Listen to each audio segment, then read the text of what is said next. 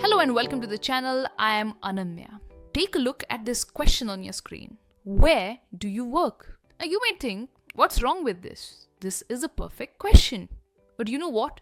It may sound blunt and too direct. But instead if you ask, could you tell me where you work? The meaning is the same. It's the same question. But now it sounds more polite, confident and professional.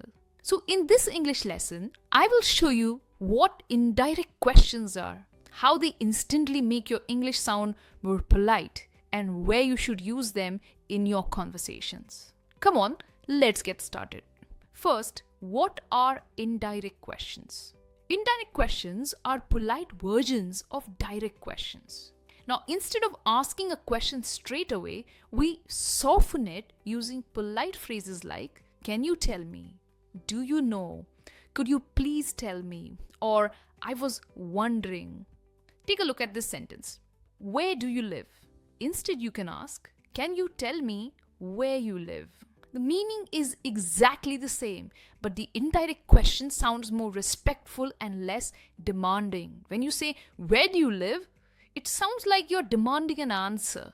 And that's why advanced speakers use indirect questions all the time, especially in professional and social situations. Let's understand the structure of indirect questions. Pay close attention to this rule. In indirect questions, we do not change the word order like we do in normal questions. For example, where do you live? An indirect question would be, can you tell me where you live? Did you notice something important? We haven't used do, does, or did. The sentence order looks like a statement. Here's one more example. Why are you late? Now this sounds more demanding, right? But if you ask, would you mind telling me why you are late? This sounds more polite, more empathetic. Wouldn't you agree with me? See, indirect questions always use statement word order. I hope you got it. Now let's understand the situations where you can use indirect questions. First, at the office or workplace. Now, direct questions at work can sound, too strong. See, for example, instead of saying, when is the meeting? You could say, could you let me know when the meeting is? Or, do you know when the meeting is scheduled? Or you can say, I was wondering when the meeting is planned. Don't you think? All these three sentences sound more polite and respectful. Here's one more example. Who is handling this project? You can replace this direct question with, could you tell me who is handling this project? Do you happen to know who is in charge of this? I want you to check who's working on this project. So phrases like, could you tell me? Do you happen to know? I wanted to check. These sound more polite and make your direct questions indirect. They sound more respectful and professional. Now here's the second situation where you can use indirect questions while talking to strangers or in public places. For example, where is the washroom? Instead you could ask, could you tell me where the washroom is? Or, do you know where the washroom is? Or, would you mind telling me where I can find the washroom? Here's one more example. How far is the station? Instead you could say, could you tell me how far the station is? Do you know how far the station is from here? I was wondering how far the station is. Alright. The third situation where you can use indirect questions is in customer service or on phone calls. Because in customer service, tone matters a lot. So instead of asking a customer or a client, what is the problem?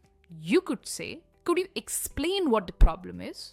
Or, can you tell me what seems to be the issue? I'd like to understand what the problem is. See, these three phrases show empathy towards your client. Here's one more example. When will it be fixed? Sounds too direct. Instead, you could say, could you let me know when it will be fixed? Do you know when the issue will be resolved?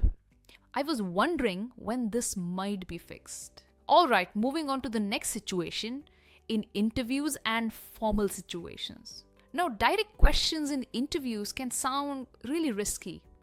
So when you say, What salary do you offer? This sounds really blunt and direct. Instead, you should say, I was wondering what salary you offer for this role. Could you share what the compensation structure is? Or would you mind telling me about the salary range? Don't you think these indirect questions sound more professional and polite? Here's one more example. What are the working hours? So you want to know what are the working hours when you join. Instead, you could ask, could you tell me what the working hours are? Or I'd like to know what the usual working hours are. Do you mind explaining the working hours? See, these three sentences, they sound more like a statement rather than, you're demanding an answer. So keep that in mind. And that's exactly what indirect questions do. They help you change your tone, sound more polite and empathetic. Now, here's a common mistake what people make. For example, can you tell me where do you live? Definitely sounds polite, but there's a mistake in this sentence. We do not use do in indirect questions. The correct way to say is, can you tell me where you live? Right? Because indirect questions should sound more like a statement rather than a question. So that's all for today. I hope you really enjoyed this short lesson and learned something useful, which helped you make your English sound more polite. If you enjoyed this lesson, hit like, subscribe to the channel so that you don't miss interesting lessons like this one. I will see you soon with another interesting lesson. Until then, keep learning and keep practicing English. Bye for now.